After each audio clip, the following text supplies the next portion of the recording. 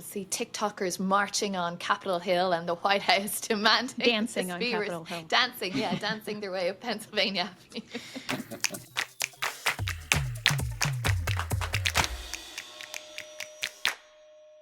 Well, here we are again, another week, another path to the presidency. And this week, Sumi and I are joined by our dear colleague here in the DC Bureau, Anthony Zurcher. Hi, Anthony.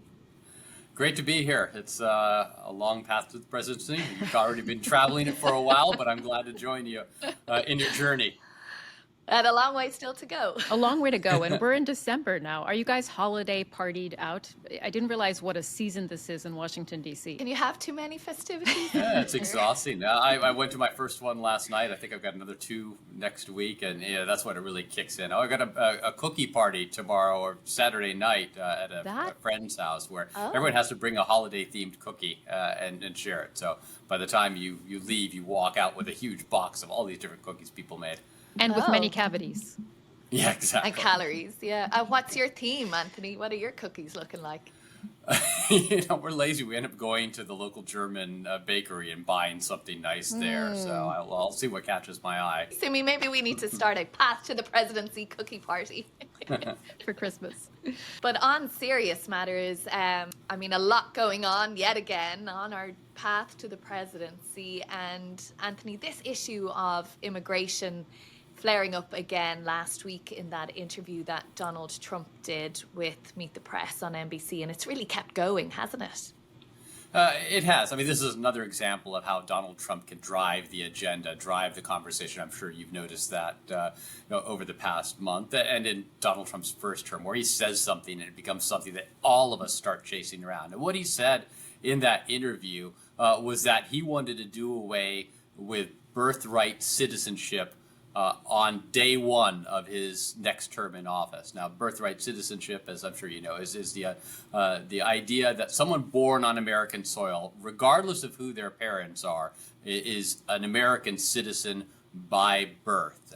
It's grounded in the U.S. Constitution and the 14th Amendment to the U.S. Constitution that says people born in the United States and subject to the jurisdiction thereof are American citizens. And courts and governments and politicians have interpreted that for more than 150 years to mean what it says, that if you're born on American soil, even if your parents are undocumented, you're an American citizen. Now, Donald Trump wants to get rid of that because he and his supporters view that as a driving force of undocumented migration, that people are coming to this country from South America, from Central America, having kids, and they're using that, and I think the term they use is anchor babies, in order to become citizens, and they want to do away with that. They think that will help stem the tide of migration to this country. I've heard it from Republicans that this is a driving force.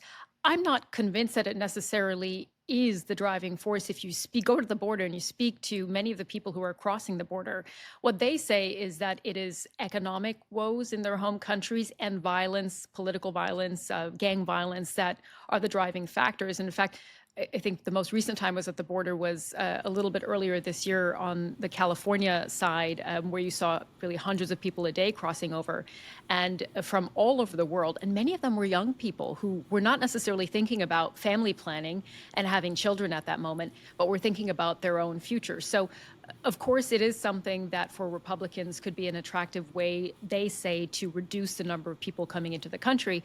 But I wonder, first of all, how effective it would be. And then, you also have to ask, is that even possible? Because that would involve a change in the Constitution. Yeah, in their view, it doesn't involve a change to the Constitution. They look at that subject to the jurisdiction thereof language in the 14th Amendment. And they say, well, if you're an undocumented migrant, you aren't subject to American jurisdiction, that you're here without permission, and therefore they can be carved out. Now, that would be a huge legal battle. You can guarantee that if Donald Trump tried to do this on day one with a wave of a pen, the lawsuits would be coming that day, within hours even. They're preparing for this. And it would be bogged down in the courts as federal judges litigate it. And they may find a federal judge somewhere, maybe in Texas, who would say, okay, you're right, you can do away with birthright citizenship without a constitutional amendment.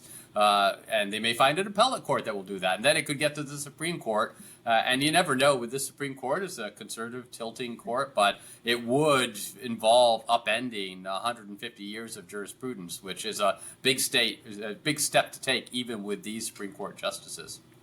And originally, this birthright citizenship came in because of slavery in this country. So, aside from all those legal challenges that would be taken, you have to anticipate that there would be an incredible sort of emotional and moral objection to that happening as well. And Anthony, are there any statistics for how many people are coming here and having these so-called anchor babies, to use that term? I mean, the total number of undocumented migrants in this country is estimated to be around 14, 15 million. Obviously, they're not all having children here.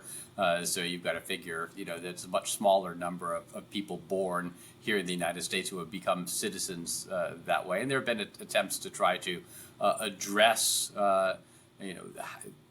what you do with families that have citizen children and undocumented parents. And actually some Democratic administrations, and the Biden administration, and particularly the Obama administration, tried to extend protected status, normalized residency to the parents of U.S. citizens, because that is one of the things that's going to be hard for the Trump administration to do is to deport, have these mass deportations and deporting undocumented migrants when they have citizen children. You're tearing apart families, in other words.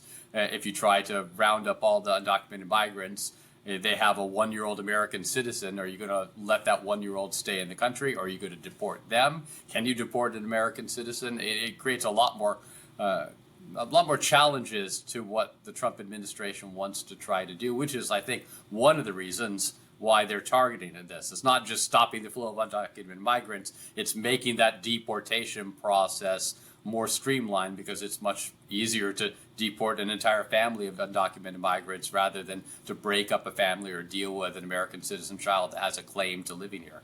They were pressed specifically on this point, and President Trump, the President-elect Trump, on that point in his interview on Meet the Press, and he said, the anchor, Kristen Welker, asked him specifically, so are you going to break up families, or how does that work? And he said, if the child is a U.S. citizen and the parents are not, then the child would go with the parents. So it's not a question of deportation. In the language that he used, it's not a question of deporting then a U.S. citizen, but the decision for the family to stay together.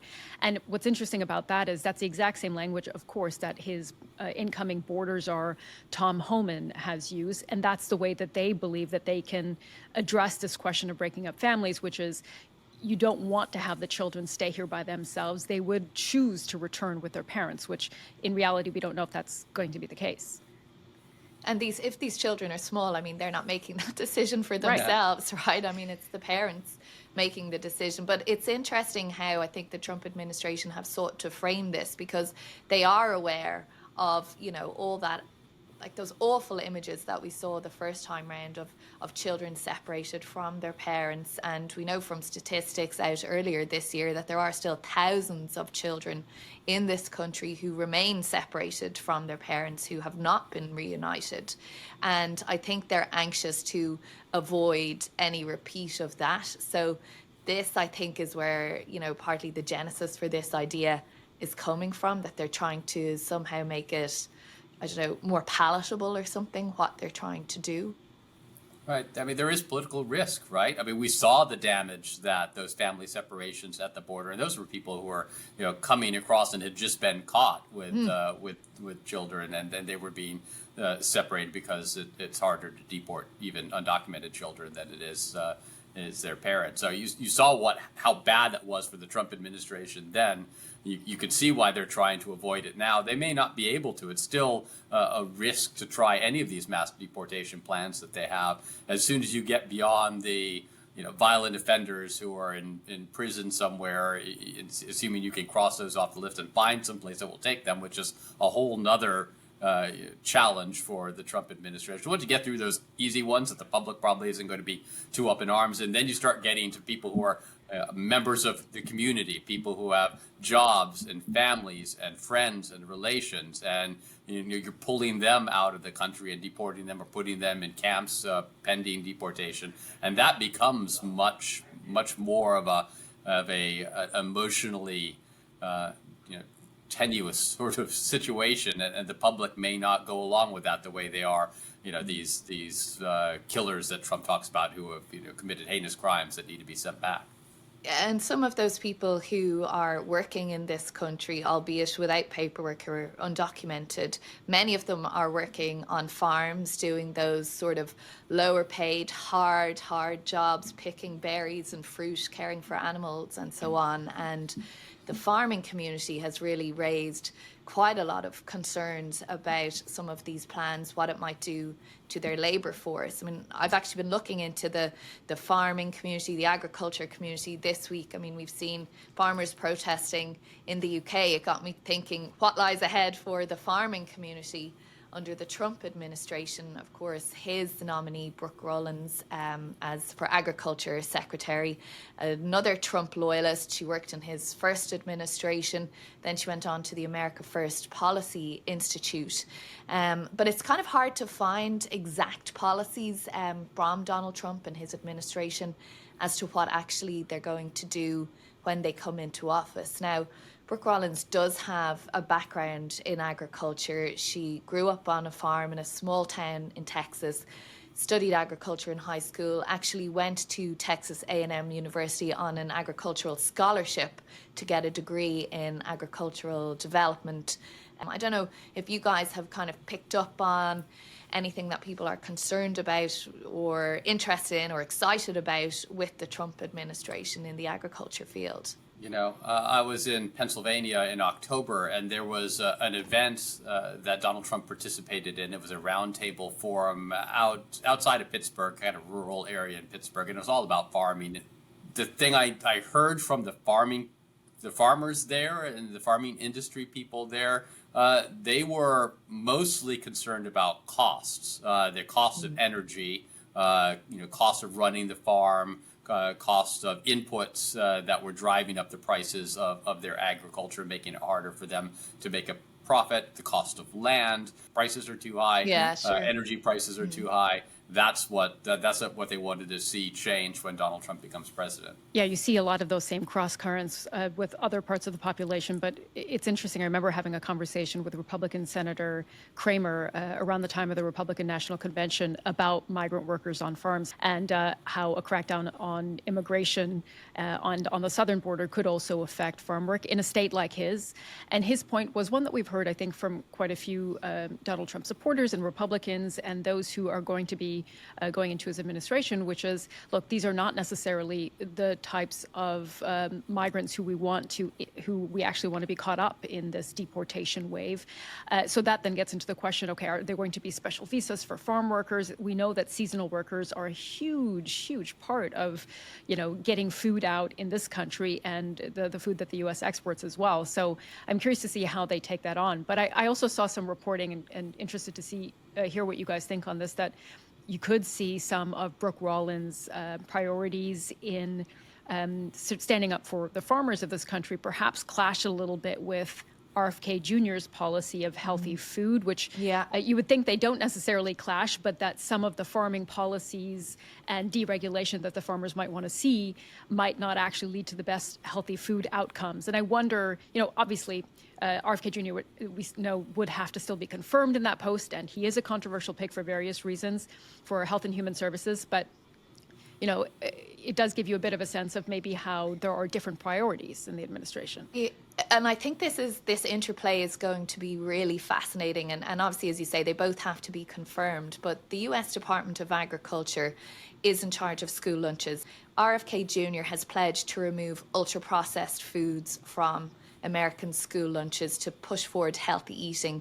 There's a food stamps program here as well in this country where if you're less well off, you kind of get vouchers towards buying food, but that you would not be allowed to use those to buy fizzy drinks, sweets, candy, junk food, etc. You'd only be allowed to use them for healthy foods, which in a way you think might help American farmers, that there would be potentially a greater demand for produce, fresh produce, and not those kind of hyper-processed things.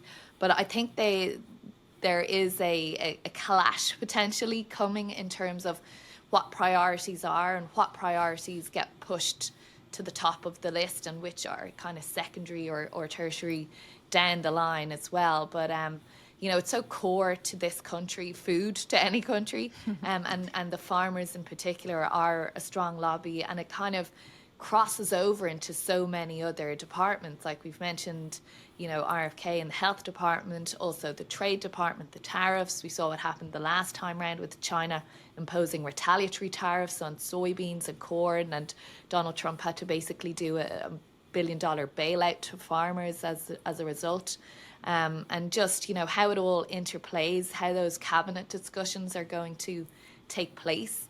And, you know, given that Donald Trump is kind of stacking the cabinet as well with so many loyalists and people that he can rely on, whose viewpoints come out on top will really be the thing to watch. And there's another thread here. You have Vivek Ramaswamy and Elon Musk with their Doge, Department of Government Efficiency, talking about having these massive cuts to discretionary spending. And I think Ramaswamy just a couple of days ago highlighted that those food stamps, the SNAP benefits, as a source of fraud and abuse that needed to be trimmed dramatically. If they start talking about cutting other areas of spending, subsidies, farm subsidies, that's going to directly impact the Department of Agriculture. I mean, the world, the universe in which there is room to make cuts that without touching the big entitlement programs like Social Security and Medicaid, the health insurance program, and the Department of Defense, and interest on the debt, you get to discretionary spending, and that is much smaller.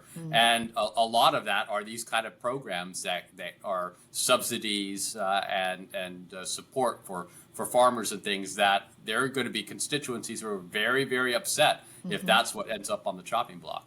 Yeah, and on that point of the interplay in the various strands of this incoming administration and Elon Musk, to that point, I've been really interested in looking at this week tech policy in the incoming Trump administration. You know, as we see this lame duck Congress winding up in these last few weeks, obviously you see some of those bills that haven't been passed bubbling back up again. One of them is COSA, the Kids Online Safety Act, and it was one that passed in the Senate in July pretty overwhelmingly, with a lot of bipartisan support. And this is an act that looks to create some sort of regulations for the kinds of features that you have in tech and social media, what they offer kids online, in particular, some of those harmful features that create addictive behavior. I mean, we adults, of course, are addicted to our phones as well and to our social media platforms. We've all been doom scrolling in the past. You know, I can't deny it either, but it's particularly harmful for children, of course. And Elon Musk, who, as we know, is now a very close advisor to President-elect Trump,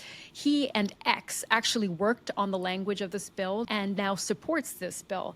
And it just made me think about the different, again, countercurrents that you'll see coming in this administration. On the one hand, you have people like the Vice President-elect J.D. Vance, who's been very critical of big tech. He's talked about breaking up Google. He's talked about Meta and other companies having an anti-conservative bias that needs to be tackled. And some of the incoming administration picks have echoed a very similar line.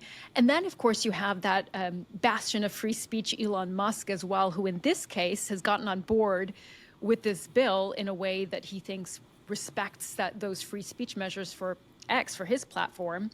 But at the same time, you have other Republicans, including Speaker of the House Mike Johnson, who've said, yes, the language has been massaged, but we have to get this right because we're talking about free speech.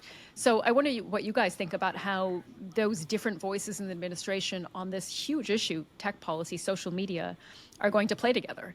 Donald Trump has made a lot of promises, and he's made a lot of promises to a lot of different people, and a lot of them are contradictory. And, you know, it's easy to do for a politician who's running for office to promise the world, and I think it's been particularly easy for Donald Trump to do because he tends to go off script a lot and to not have to stick to his policy platforms and papers and things produced by his aides. He's happy to just grab things kind of willy-nilly and promise them out. But I think we are going to see it in tech policy in particular, the embrace of some of these tech tycoons like Elon Musk, who have supported his presidential campaign, while also having that segment in the Republican Party that really does want to curtail the power of these big corporate institutions that they view as being antithetical to to conservative values. So I will be watching this. Really interesting to see. It seems like Elon Musk right now has the upper hand, and that he has a lot of influence. But will there be a falling out? Will there be Donald Trump pulled away towards a different kind of priorities from some of the other members of his constituency? And then you have, of course, the AI and crypto czar, David Sachs, who's going to be in the White House. And it seems to be that he's going to take that role on in a part-time basis. It's not a Senate confirmation post. So he'll be there on the first day when Donald Trump comes into office. And, again, an area that Elon Musk has a very particular knowledge set about. And I think, though, potentially these are areas where we may see some collaboration with the Democrats. I mean, we've been talking about, how the Democrats can work with Republicans, albeit there's just that very, very slim majority that the Republicans have in the House. But these issues, particularly around online safety and children, and we've seen in the past bereaved parents giving testimony before committees on Capitol Hill, it's potentially an area where everyone can come together. And the other one being the threat from China as well. Just this week we saw senators raising the issue of the hack known as Salt Typhoon, which was the efforts by China to infiltrate, alleged efforts to infiltrate American telecommunications companies and potentially steal data about calls that were happening on those US networks. So it kind of veers into national security as well, doesn't it? I mean, it's another issue that sort of crosses all those departments and has a lot of people involved. It does. And, just this week we were also talking to the chairman and the ranking member of the China committee in the House about TikTok, because, of course, on January 19th, that bill is supposed to go into effect that ByteDance, the owner, the Chinese parent company of TikTok, either has to divest or be banned here in the U.S. And really curious because, of course, Donald Trump said in September, not that long ago, just a few months ago, that anyone who wants to keep TikTok should vote for him. Now, of course, he was angling for that younger vote at that time, and you don't know if that's actually going to affect the policy that he decides to take. But he could come into office and say, look, TikTok's an important platform for me, and if ByteDance were to sell TikTok, it certainly wouldn't be with its algorithm. So it would be a very different platform, wouldn't it? So what Donald Trump chooses to do with that, we're going to have to wait and see. But I did ask the Republican Chairman Congressman Molinar about it, and he said, Donald Trump understands both the need to make sure that our free speech is respected and that we have this platform available, but also the national, to your point, Caitríona, the national security threat that China poses with the access to our data. So, you have to read between the lines there. But from what I see, Republicans believe that Donald Trump would uphold this ban. Yeah, I mean, and it's a law, right? I mean, Donald Trump may not have a choice. Yeah, but we should say that TikTok is taking a legal challenge against that. So we'll see what happens. But yeah, it's even that TikTok law itself. I mean, politicians voting for it who are also on TikTok, posting campaign videos, square that circle. And it was a bipartisan law which shows that there is. It's another one of these examples where there is bipartisan support for curtailing the power of social media in particular, and because of the national security component of that as well. I think that really created an interesting coalition behind it. But I think there are going to be some people who are pretty shocked come mid-January if TikTok's turned off without someone else stepping in to take over the service, and they're going to be looking for an explanation, despite their promises from people like Donald Trump that this isn't going to happen. Why this ended up taking place. We'll see TikTokers marching on Capitol Hill and the White House demanding dancing on Capitol Hill. Dancing their way up Pennsylvania Avenue. I think that's all we have time for, guys. It's been a pleasure to talk to you. Anthony, I promise if you come back, we'll bring cookies.